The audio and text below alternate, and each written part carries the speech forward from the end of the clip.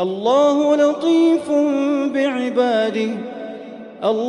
لطيف بعباده يرزق من يشاء وهو القوي العزيز. من كان يريد حرث الآخرة نزد له في حرثه ومن كان يريد حرث الدنيا نؤته منها وما له في الآخرة من نصيب.